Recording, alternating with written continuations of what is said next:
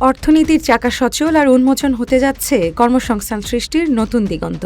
দীর্ঘদিনের নীরবতা ভেঙে আবারও সাইরেন বাজবে খুলনার খালিশপুর, দিঘলিয়া আর সিরাজগঞ্জের রায়পুরের তিনটি ঐতিহ্যবাহী পাটকলে।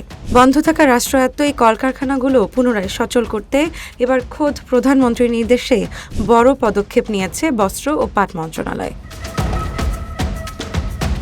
মন্ত্রণালয় সূত্র জানায়, প্রধানমন্ত্রীর অর্থনৈতিক মহাপরিকল্পনার অংশ হিসেবে পাবলিক প্রাইভেট পার্টনারশিপ বা দীর্ঘমেয়াদী ইজারা প্রক্রিয়ায় মিলগুলো তুলে দেওয়া হচ্ছে অভিজ্ঞ কর্পোরেট জায়ান্টদের হাতে। এর মধ্যে খুলনার ঐতিহ্যবাহী প্লাটিনাম জুবিলি জুট মিলটি আগামী ৩০ বছরের জন্য ইজারা পেয়েছে দেশের অন্যতম শীর্ষস্থানীয় শিল্পগোষ্ঠী হ্যামকো গ্রুপ। অন্যদিকে খুলনা দিঘলিয়ার স্টার জুট মিলস এবং সিরাজগঞ্জের রায়পুরে অবস্থিত জাতীয় জুট মিলস যৌথভাবে পরিচালনার দায়িত্ব পেয়েছে আরেক বৃহৎ শিল্প গ্রুপ প্রাণ আরএফএল, যেখানে পাটজাত পণ্যের পাশাপাশি উৎপাদন করা হবে তৈরি পোশাক, জুতা, খেলনা, আসবাব ও লিথিয়াম ব্যাটারির মতো বৈচিত্র্যময় পণ্য।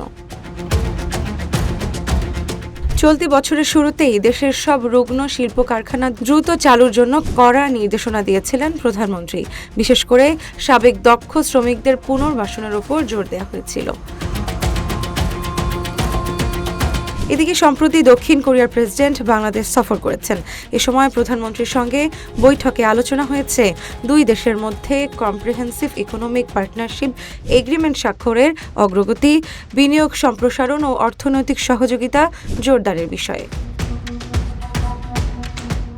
বৈঠকে দক্ষিণ কোরিয়ার কোম্পানিগুলোকে বাংলাদেশে খেলনা, ইলেকট্রনিক্স, টেলিযোগাযোগ, অটোমোবাইল, সেমিকন্ডাক্টর এবং জাহাজ নির্মাণ খাতে বিনিয়োগের আহ্বান জানান প্রধানমন্ত্রী।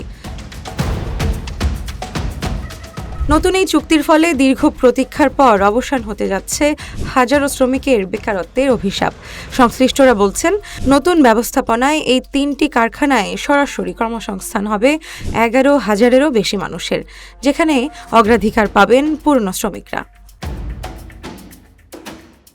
বস্ত্র ও পাট মন্ত্রণালয় কেবল এই তিনটি মিলেই থমকে থাকতে চায় না। বেসরকারি খাতে এই বড় বিনিয়োগের সফলতার উপর ভিত্তি করে আগামী 6 মাসের মধ্যে দেশের বন্ধ থাকা অচল কলকারখানা চালুর কার্যকর উদ্যোগ নেওয়া হবে বলেও জানিয়েছেন প্রধানমন্ত্রী তারেক রহমান। ব্যর্থতার গণ্ডি পেরিয়ে রাষ্ট্রীয় সম্পদ যখন সরকারের দূরদর্শী নেতৃত্ব আর বেসরকারি দক্ষতায় পথ চলতে শুরু করে, তখন নতুন স্বপ্নের জাল বুনছেন সংশ্লিষ্টরা। বিনিয়োগের সঠিক বাস্তবায়ন আর সুষ্ঠু তদারকি বজায় থাকলে এই তিনটি পাটকল দেশের অর্থনীতিতে নতুন মাইলফলক স্পর্শ করবে, এমনটাই প্রত্যাশা সাধারণ মানুষের।